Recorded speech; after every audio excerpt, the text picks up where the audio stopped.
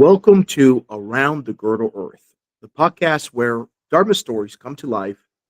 I'm your host, Yovany Jerez, class of '03, and on each episode, we'll sit down with members of the Dartmouth alumni community to explore the moments, the mentors, and the memories that shaped them from the green to the great unknown.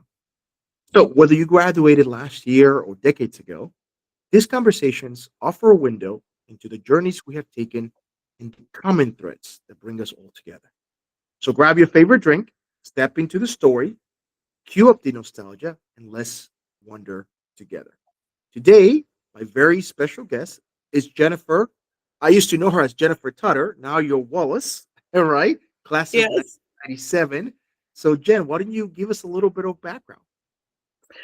I am Mexican. I am Tapatía, which means I am from Guadalajara. I was born there. My mother is Mexican. My dad is American. And even though they met in the US, and that's a whole other love story, he did medical school in Guadalajara at the Universidad Autónoma. And she was also a psychology student there. And basically, my abuelito was not happy that my mother was marrying a foreigner, and he required the firstborn to be born on Mexican soil. So enter me, and then we moved back to the States when he was done with his medical school. So I was about 4, and we moved to the East Coast, Pennsylvania, Maryland, and ended up in Northern Virginia, and that's pretty much where I grew up, and I have 2 younger sisters. I don't know if I ever mentioned this to you, but my sister, my younger sister, Mhm. married a guy from Guadalajara. No So way. I'm very familiar with Guadalajara, and they have a little ranchito over there by Lake Chapala? Chapala. Yeah, Lake Chapala. Chapala, which is I love that area of Mexico. Yep. And I think Guadalajara, it's certainly what is it? Is it the most traditional part of Mexico? Will you say? Absolutely. Well, because it's the birthplace of mariachi. And in the state of Jalisco, right outside Guadalajara, is tequila. And that's where all tequila is made. So yes, I love I'm sure other people from other parts of Mexico would disagree, but I would say that Guadalajara really truly is like the cultural heart of Mexico. So the matrix of your family was mom, dad, and 3 of you, and you were Correct. the oldest. I was the How? oldest. Give us a glimpse of your high school and how education fit within your family. So it's really funny. My dad's best friend from high school ended up going to Penn, to University of Pennsylvania. My dad went to Temple University, and he just was enamored with the Ivy League. He saw all of the opportunities and the doors that opened for his friend. And ever since I was a small child, he actually, like, his dream for me was to go to Harvard. He wanted me to go Ivy. So I kind of feel like that was very much, something that was talked about. My mother was a psychologist. My dad was an OB-GYN. Again, that's another story for another day. A lot of information in that household, a lot of information. But, we definitely had a very, I would say, ambitious household, but not in a negative way. Like, it wasn't like, pressure, pressure, pressure. But certainly I knew about the Ivy League since I was younger. And as I grew older, my dad's dream became mine. And so after having a not so great middle school experience, I mean, who has a great middle school experience? I'd like to meet whoever does, because I didn't, and my children haven't either. So I decided that I did not want to go to school where there were boys. I didn't want boys making fun of me for how smart I was, because I wasn't very good athletically. And so I was, kind of bullied for being small. And, I feel like everybody else got the puberty gene except for me. And I don't know. I just wanted to, head down academics. That's what I was good at. And so I wanted to go to an all-girls Catholic school, which of course my dad was thrilled. He didn't even have to brainwash me. I decided to do that all on my own. So, and we lived in Leesburg, which at the time was not considered a suburb of DC. It was definitely considered the boondocks. And I was like, well, I'm getting out of this small town and I'm going to be cosmopolitan. And so the high school that I chose was in DC. So I commuted to DC every day. It was called Georgetown Visitation. It was right next door to Georgetown University. Our nuns used to own their land. And part of my choice in high school was seeing where everybody graduated. And I wanted to make sure that wherever I went, was kind of like a pathway to the Ivies. Now, we all know that you do not have to go to a private school to get into an Ivy League school, right? But at the time, that was just kind of where I was fixated. And yeah, I mean, that's kind of what I did. And when it came time for college, looking around, I did apply to Harvard just to placate my dad, but I knew that I didn't want to go into like a big city. So the two that really popped up for me were Dartmouth and Princeton. And I have to be honest, I really wanted to go to Princeton. That was like kind of my number one, and I can remember, visiting and falling in love with it and getting serenaded, by the, Tiger Tones. And, I'm an a cappella singer. So, I thought, okay, that's it. Like, I'm going here. I'd gotten into all of those. And then my dad was like, well, let's go up and see Dartmouth. And I was like, I don't need to, because I've already seen Princeton and that's where I'm going to go. And he's like, no, we really should go see Dartmouth. And I was like, okay. So we show up. We probably pulled in at like 2 a.m. There were people juggling in front of Dartmouth Hall. And my first reaction was like, what is this crazy circus school? Like, what are we doing here? And I was like, Dad. And he's like, no, come on. Like, let's do the tour. Like, let's do the whole thing. So we do it. And there are two things that stood out. Number one, the people were interested in who I was, not what I had done or the grades or, whereas I felt like at all the other Ivies that I'd visited, it was like well, what's on your resume? And I just kind of thought, well, this is how the Ivy League is. I mean, I guess this is it. But Dartmouth was totally different. They were interested in what I was passionate about, what I did beyond the classroom, where was I from? What was my cultural background? Like, everything was like super open. I loved the people that I'd met. The second thing, and I should have done my research, but I had it. The second thing that like gave me like the huge like golpe was the Orozco room. I didn't know about Orozco being at Dartmouth. And the reason that this is so profoundly significant to me, my abuelito was a journalist, a diplomat, politician. For many years in the 80s, he was Secretary of Tourism in Guadalajara of the state of Jalisco. So he worked in the municipal palace in Guadalajara. And if you've ever been there, you know that all over the ceilings are frescoes from Jose Clemente Orozco. And so my dad and I walked down there, and he loves the Mexican culture. I mean, he always wishes, I think he were Mexican. He would always tell me, yo soy más mexicano que tú. And I'm like, really? Oh my gosh. And that was it. I was like, this is where I'm meant to go. And that was it. Signed, sealed, and delivered. Wow. It's incredible to hear your story and how similar your train of thought was to mine as well. Because I really, out of all the Ivies, Princeton also stood out for me. They have a beautiful campus. They seem more undergraduate driven, right? And I think that's one of the topics that if I hope if there's a high school student listening to our conversation, right? Like, the Dartmouth is very focused on the undergraduate education, right? Yes. That nourishment of where you coming from, transitioning from high school into those 4 formative years. Yes.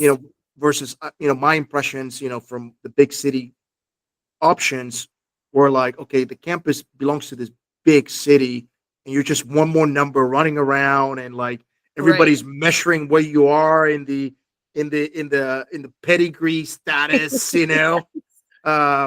So I concur with the way that you assess that. I not only did I fell in love with the campus, but I also fell in love with the people. Yes. And it just felt like the essence of community and the essence of tapping into the universal truth of humanity was way more present and in there. So I know this is going to be hard, but give us a summary of the 4 years at Dartmouth. Okay, 4 years at Dartmouth. I think I was mostly defined by being a Dartmouth rockapella. Music has always been something that's been important in my life. So I was a rockapella all 4 years. I ended up being a theta, Epsilon Kappa Theta. I never thought I would rush. I don't see myself as a traditional sorority girl, but coming from an all-girls school, I just felt like I really wanted a community of women, and I wanted, a a safe place, what have you. And if I'm being quite honest, my own Pong table, no lines for me. I can go and play Pong whenever I damn well please. So that was also really, really important to me. I ended up, I started out thinking I was pre-med because I wanted to follow in my dad's footsteps and I wanted to be a neonatologist, actually. And then, I think that's the beautiful thing about Dartmouth. The way that Dartmouth is set up so that you try different things and you try different avenues. All of a sudden I got to the point where even though I loved science, I really loved language and culture so much more. Speaking Spanish fluently at home, I had done French all throughout, high school, middle school, whatever.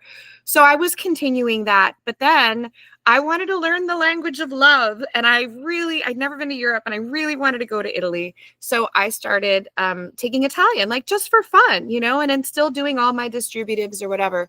And so I ended up pivoting. I think I switched my major end of sophomore year. I did an Italian LSA in Siena, Italy. My oldest daughter is named Siena as a result. So that just goes to show like just the profound impact. And sidebar, I kept in touch with my Italian family and was able to bring, as part of her quinceañera, I was like, party or trip? She's like, trip. So we took her to Siena and she got to meet my Italian family, which was awesome. But I pivoted and I became a romance language major. I minored in biology. And then again, the funny thing about Dartmouth, I think, for many other universities, it's so important, like what you major in. And I don't think that's the case at Dartmouth. With Dartmouth, it was all about pursuing your passions. It was learning, critical thinking, learning how to debate with others. There was so much more. I mean, don't get me wrong. I got a lot out of the classroom, but I also got a lot like in personal development. And so when I graduated, I thought, oh gosh, like now what? Like, what do I want to do? And I thought I would follow in my abuelito's footsteps. And, because he also did a lot of PR and marketing.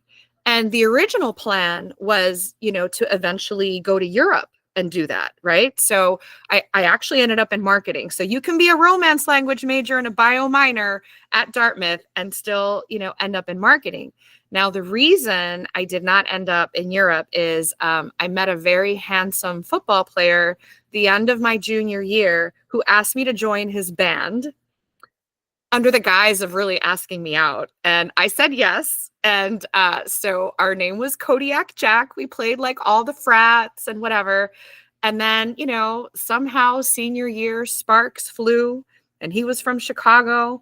And all of a sudden we'd been dating 5 minutes and he's like, you should move to Chicago after graduation. And I'm like, you're crazy. I went back to DC. We did the long distance thing for about a year. And then I got my dream internship working for the Got Milk campaign out of college. And for those of you who are younger, it was all about, promoting, milk and how healthy it is for you. And we would get celebrities, put milk mustaches on. And so it was like NFL, people, stars. And that was the coolest experience. So I don't know. I think I may have I have talked a little bit too much there. Yeah, no, so many moments. One, as a marketer, love that Got Milk. That's super cool that I know somebody who was involved in there. Really love all the references that you're making about singing, traveling. Just building your Girdled Earth spirit, right? I think I could say the same thing. When I went to study in Copenhagen, it did the same thing for me. Yes. I started wanting to be a chemistry major because my parents were engineers. So I figured, okay, I'm going to be a chemical engineer. And then I went to Sociology 101 and I was like, wow, you really could go in depth into really the essence of humanities here. Yes. And that just really pulled me in. And then I wanted to keep up with my Spanish. So I was like, you know what? 100 años de soledad. Like, wow, who wrote this? And, and back then, Professor Raul did such a fantastic job of pulling you in. So you're right. I love what you're saying, that you could go to Dartmouth to really study and pursue your passions, and that you might discover. You might go in there thinking what they are, but then you discover something new. You're like, I really want to spend my next 4 years, 3 years doing this. Yeah, Um, absolutely.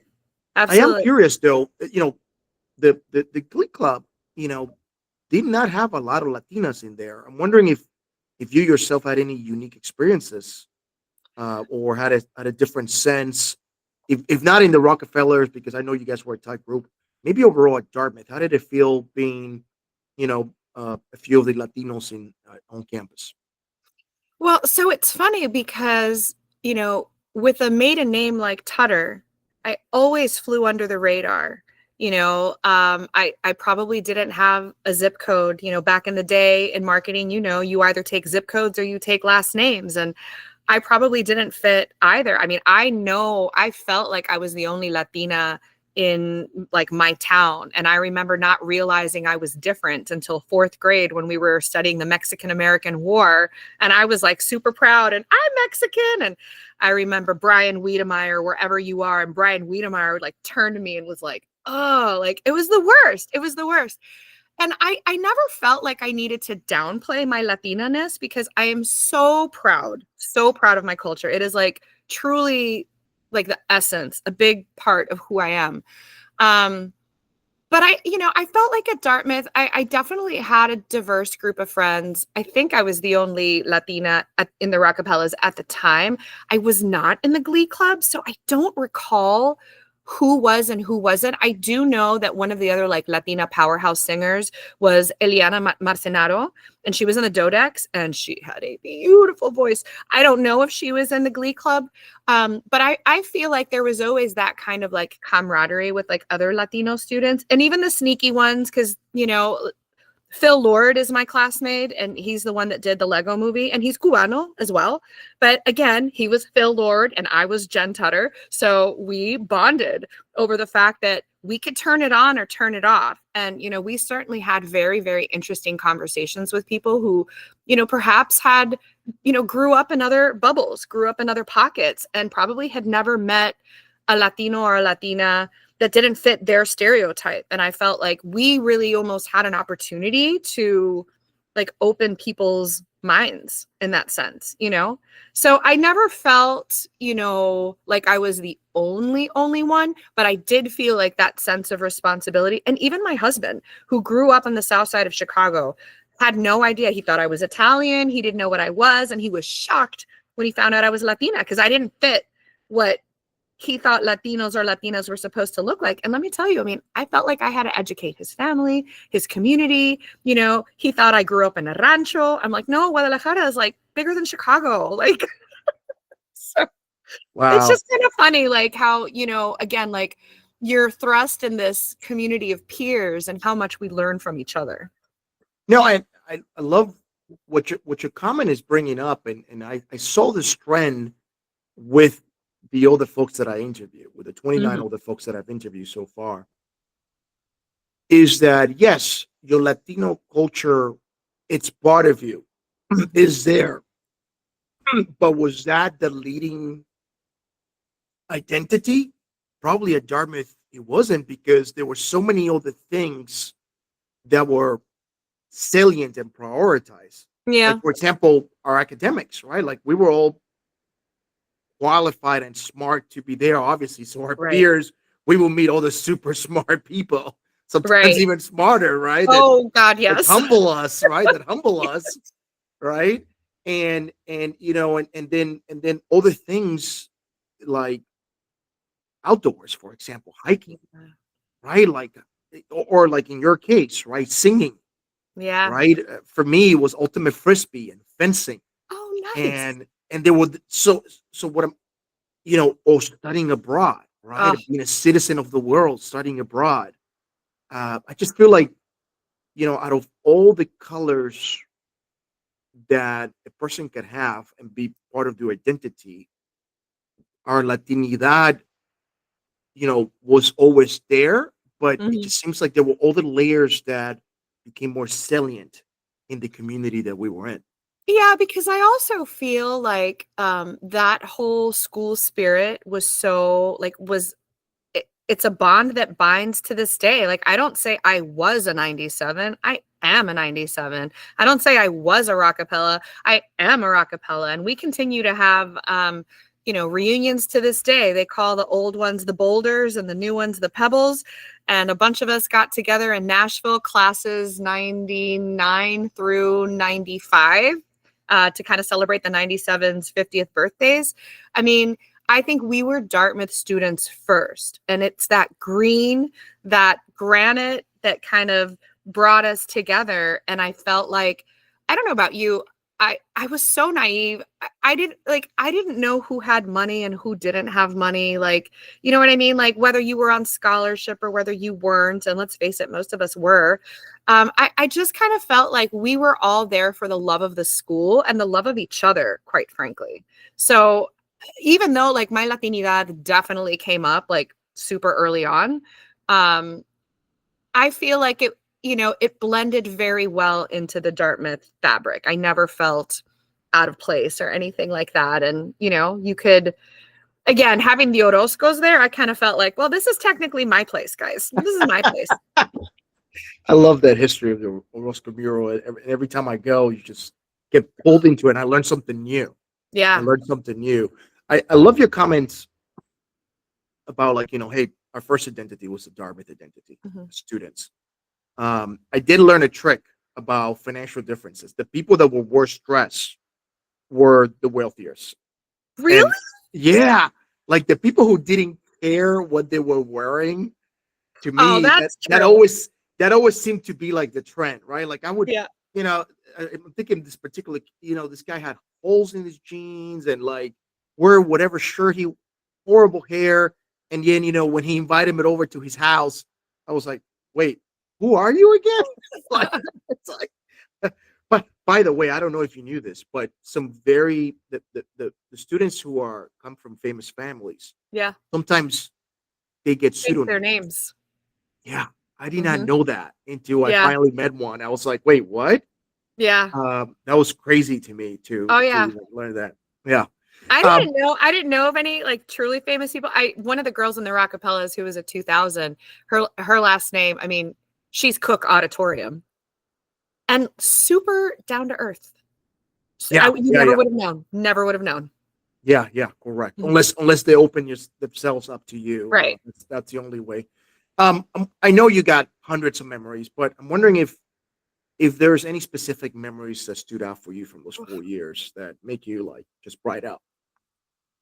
Well, I was very fortunate. I'll give you an academic one. Look, again, I named my daughter Sienna. I met my husband at Dartmouth. I've got like crazy memories, but I'll give you an academic one. So I was very privileged to have taken a French class with the famous Professor Rasquez. He was incredible. And he was always trying to evoke like passion. And so I can remember one time, and I forget what text we were studying. I think it was Kafka. I think it was Rhinoceros by Kafka. But there was a kid, and we had to like read aloud, and he was like, "No, I need more," and this kid's like rattled, right? Because like Rasquez was like larger than life and loud and sweet, but like he'd get in your face. And out of nowhere, Rasquez like slams a raw egg on his head. And the kid's like, and Rasquez is like, okay, now deliver the scene, So the kid does it and like, thunderous applause. Well, fast forward a couple weeks later, we were going to do a whole reenactment because it was like a French theater class, if I'm not mistaken, at Dartmouth Hall, in the old like Dartmouth Hall. Now they've like redone it. And so we were like in that auditorium, and he was going to act with us. And so we're like, guys, we're going to turn into rhinoceroses. We're going to turn into rhinoceroses, and we're all going to like rush the stage. And we were all armed with eggs. So that's exactly what we did. Like we had like horns, like we were all dressed, put on like gray. And he's like in the middle of delivering something, and he's acting with, other kids that are totally in on it. And we slowly start like growling and making like animal noises from the audience. And, and he's unflappable. Like we can tell that he's like side-eyeing us, but he's like staying in character. And we one by one just started like erupting. And at one point, like started like circling the stage. And as we're doing it, we're slamming eggs on his head I have never seen a man more jubilant in my life. He was like, this is the greatest thing that's ever happened. I have ignited your passion. And I mean, that is truly a memory I will never forget. Ever, ever, ever. It was the best. I could see why. I could see why. And like that, man, we have hundreds. I mean, seriously, that's such a special place. So you you graduated. Mhm. What did you decide to do afterwards, and why did you decide that? How did it came through? Give us now a summary of your Mm. professional journey. So I ended up doing Got Milk afterwards. I kind of followed my abuelito's PR path, not his political path, but his PR path. And obviously, like on my resume, I always put that I'm fluent in Spanish. And I think people, again, look at my resume, say Jennifer Tudder, think that I probably learned it in high school. And when they realized that I was actually Latina, there was a spark of like, this is pre-2000s, like pre-census 2000, which like really woke up America to the kind of, influence of the Latino market. But they recognized that at the time. And so I started working like very, very under the radar on, basically Hispanic marketing, Hispanic PR, forging relationships with, Latino journalists. And that kind of weaved on and off, like here and there. I did use the Dartmouth connection. I became very involved with the Dartmouth Club of Chicago. And through all of those connections, my husband also, there was a pretty influential football alum too. Like we both, ended up doing a lot with that. I eventually became, treasurer, then president of Dartmouth Club of Chicago as a young alum. But just to give back. But there was a woman that connected me with this other agency. And I started, I wasn't doing any Hispanic at the time because they didn't have that capability. Their only capability was out of New York or Miami. And at the time, like with not my husband yet, but we were not in a position to move. And one of their clients was Sears. And turns out Sears was sponsoring Juan Gabriel's national tour. And when I found out and I saw what their plan was, I was like, you guys are grossly underutilizing this man. Like, you don't understand. This is like the Tony Bennett of Latin America. He's a singer-songwriter. Like, you don't understand. So then they were like, oh, well, okay. Well, why don't you just do the plan then? So I did. Like, I created a Hispanic marketing plan.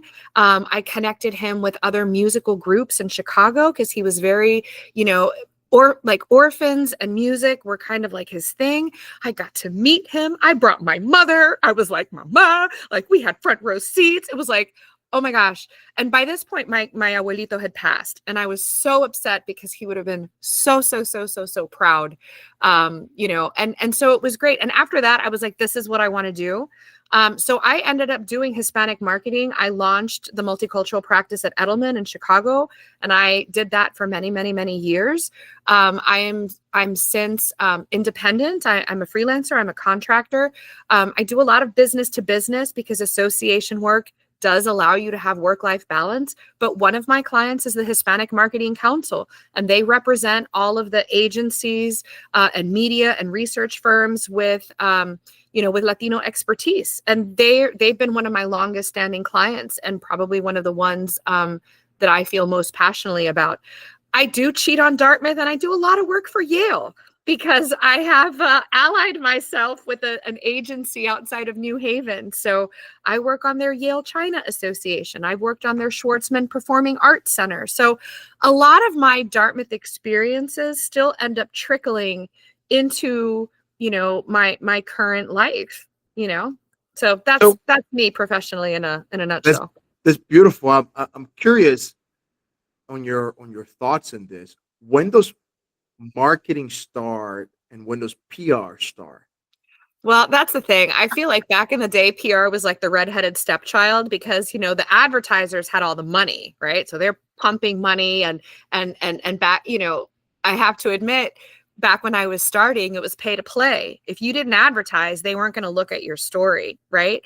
I think in today's day and age, especially with digital, and the fact that literally anybody can be a content creator, It is all about the story that you're telling. And so I really don't say that like I'm in PR anymore. I really do say marketing. And I think PR is just part of it. Like, I think in today's age, like you would think that probably PR is just like media relations. And that's a big important part, right? Placing your stories, making sure that you're getting that earned media. But I'm also influencing what we say on social. I'm influencing the emails that go out or what is on our website. I'm doing tons of interviews and writing feature stories on them. So again, like I really see myself like more than anything as a storyteller. And again, that's something that I learned at Dartmouth. Yeah, I agree 100%. I think PR allows you to augment that marketing plan and the Correct. strategy, right? Yeah, Every time you're putting your story out there and you're being that voice, that's marketing, right? Like it's right. creating that upper funnel activity that trickles down.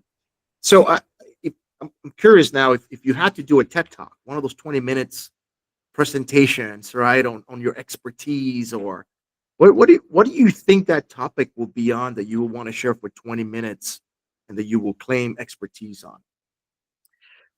Well, not to get into what is going on today, but I think there is a lot of confusion today. And I think what people don't understand, I mean, Latinos, we're the fifth largest global economy. Like we beat out most European countries. We are a force to be reckoned with. We are influencing culture. Like we are the mainstream. We are not a box to be checked. And when there are two very different things, when one talks about diversity, equity, and inclusion, that doesn't take away from, the people that love your brand, the people that are going to share your brand with others. I mean, there is more of a person to person connection. And I think a lot of times corporate America likes to shortcut things and check boxes. And if I just do this, I've covered it. Or, if I just, translate this, I've covered it. And what people don't understand is that culture drives everything. And so, like we just did a study, a beauty study that was talking about how, today's young Latinos and Latinas, particularly the women, they don't have that producida look anymore, and they want science, but they also want their abuelita's ingredients in there. And, that should really light a fire under a lot of beauty brands to make sure that they're, not only covering, this is what my product is, but hey, if Latinas want this and they're driving the trends and they're the ones that are like over indexing on all of these things. And so I guess the long and the short of it, like for my TED talk, would really be like the people to people connection that is vital to the US economy that is being driven by the ultimate power market. And those are Latinos. You know, I love that first point. Latinos are mainstream. We're Mhm. not like a subset of the marketing budget. Like the marketing budget, $1 billion. Oh, Latino budget, 20 million. It's like, no, dude. No, Like that's those numbers don't add up with no, the Latinos that are actually buying from your business, right? Like if you want to correct, create that marketing strategy, align it with your true customer base. But then right. on the other side, the critique that I say is like, well, if they're mainstream, then why do I need to specifically do ads that are culturally fitting? And then I always respond, well, it's the loyalty factor. It's like it's Correct. one thing to understand who your market is. It's another thing to now speak to them in a way that's compelling and attractive enough to stop being a consumer and more like a fan and a champion of your brand. Oh, You know, absolutely. And you know who does this really, really well is Netflix. Look at all the content that they curate globally that have become mainstream, right? Like Squid Game, for Korean. My daughter is minoring in Korean because she has such an affinity with the Korean and K-pop culture. And a lot of that just has to do with the fact that we truly are a global society. And so I think a lot of marketers get fixated on language. It's not about language. Language is important, But it's not just about language, it's about culture. And you've got, third, fourth generation Latinos that may not speak Spanish, but they're still watching Narcos and they want to watch it in their native language. And they're sitting next to their abuelitos who are also watching it, and they want other people to enjoy their culture and want things in English subtitles so that they can share it with, their friends. And you see that not just Latinos. I mean, you see that across the board with, various Indian programming and, Japanese programming, and that's really what it's all about. It's tapping into the key elements of culture, and not just anybody can do that. And that's why it's important to hire diverse people, not to check a box, not to have a percentage, but to know what's going to work and what's not going to work. It's simply smart business. This conversation almost brings us back to full circle to the comment of, yes, we're Latinos, but we had another identity that superimposed itself, which is Dartmouth College students, right? Dartmouth fans.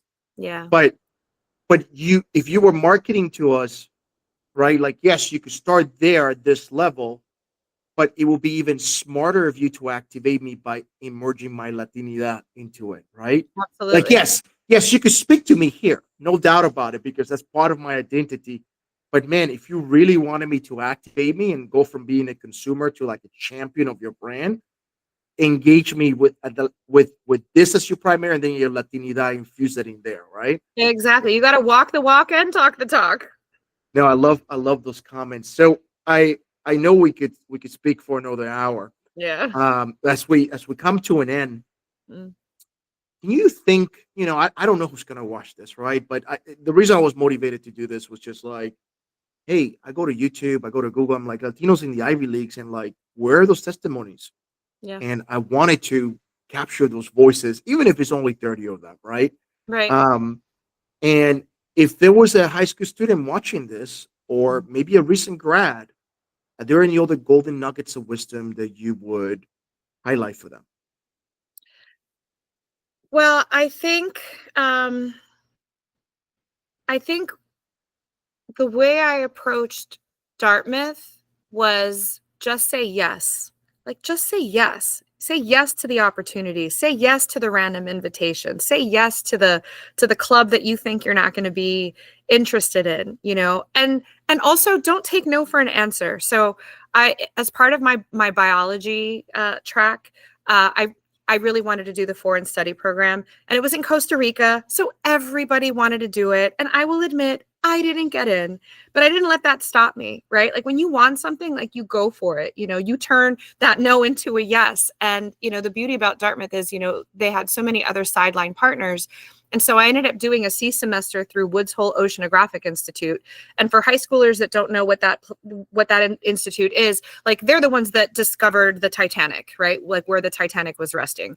And it was the coolest thing ever, because I got to learn how to sail an 120-foot schooner. And, we started off we did 6 weeks in Woods Hole, Massachusetts, studying like nautical engineering, maritime literature, like, and we also did biological research. So I'm published. And then, we went to Florida, sailed, to the Bahamas, around Cuba, down to Honduras and back. I will say we were boarded by the Cuban Coast Guard, and I was the only one that spoke really good Spanish. So there I was, like, making sure that they knew that we were, that part was kind of scary. And we also survived a hurricane. That part was also scary.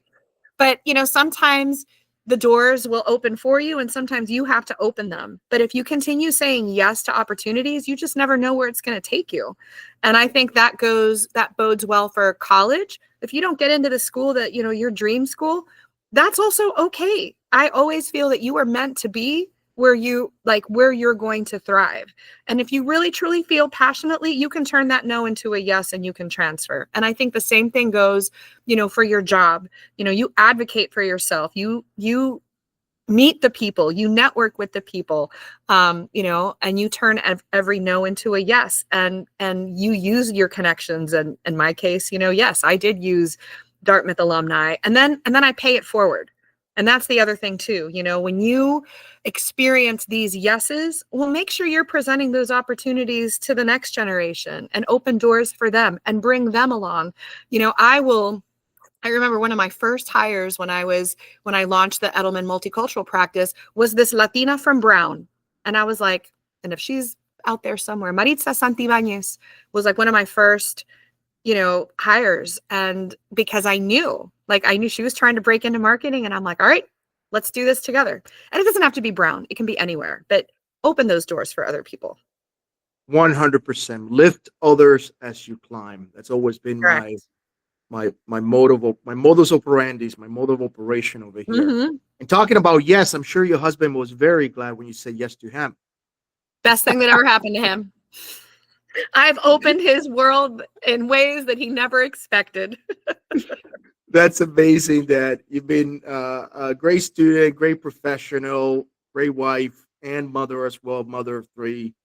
And so I really enjoy our conversation here. For all of you that were able to join us for this episode of Around the Girdled Earth, if today's conversation sparked a memory or gave you something to think about, leave us a thoughtful reflection in the comment section. And more importantly, please share this episode with a classmate or another fellow alum. It's a very easy way to keep the Dartmouth spirit alive in this digital age. So until next time, stay curious, stay green, and keep roaming this beautiful girdle earth we call home. Thank you, everybody. Thank you, Jennifer. Thank you, Yovany, for having me. I really enjoyed it.